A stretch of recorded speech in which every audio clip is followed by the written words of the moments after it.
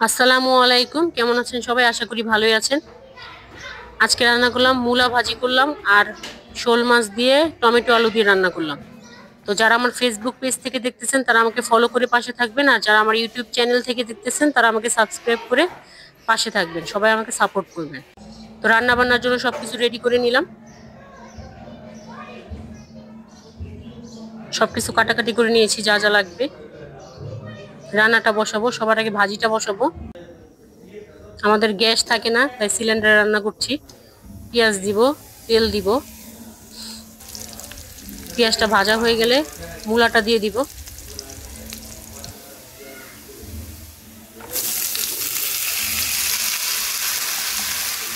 Tomato দিব, লবণ দিব, হলুদের গুঁড়া দিব। 1 চামচ লবণ দিছি, আর 1/2 চামচ হলুদের গুঁড়া দিছি, 1/2 চামচ মরিচের গুঁড়া দিছি।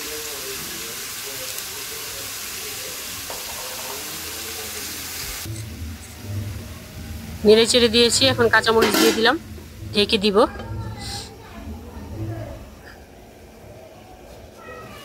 ঢাকনাটা উঠিয়ে একটু পর নাড়াচাড়া দিব। মূলা থেকে পানি বের হবে, এটা দিয়ে মূলাটা সিদ্ধ হয়ে যাবে।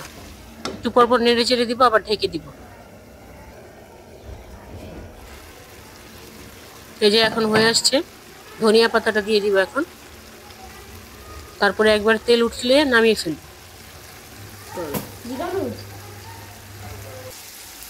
হয়ে গেছে মূলাটা, নামিয়ে নিব। এখন মাছটা ভাজবো।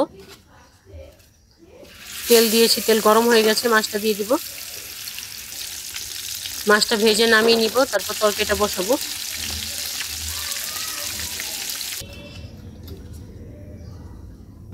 এই যে মাছ ভেজে উঠিয়ে নিয়েছি। এখন পেঁয়াজ দিব, আর এটার সাথে একটু তেল অ্যাড করব, কারণ এতটুকু তেলে রান্না হবে না, এটা মাছ ভাজার তেল। পেঁয়াজটা ভাজা হয়ে গেলে পানি দিব অল্প একটু।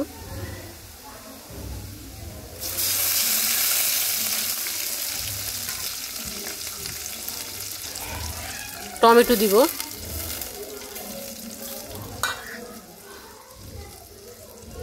লবণ দিব, 1/2 চামচ লবণ দিলাম, কারণ মাছ ভাজার সময় অনেকখানি লবণ দিছি। 1 চামচ হলুদের গুঁড়া দিছি, 1 চামচ মরিচের গুঁড়া দিছি। আলুটাও দিয়ে ভালো করে কষাবো। কাঁচামরিচ দিয়ে দিব, এখন ঢেকে দিব।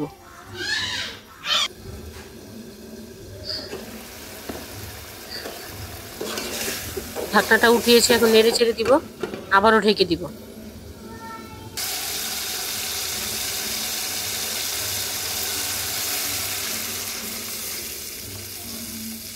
ঝোল দিয়ে দিব পরিমাণ মতো, কষানো হয়ে গেছে।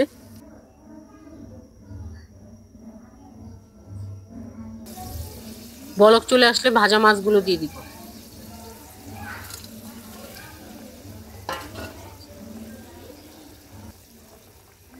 এখন ঢেকে দিব।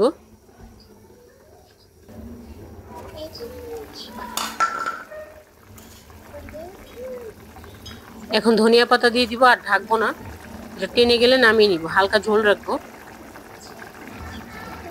তো ভালো থাকবেন সবাই, আসসালামু আলাইকুম।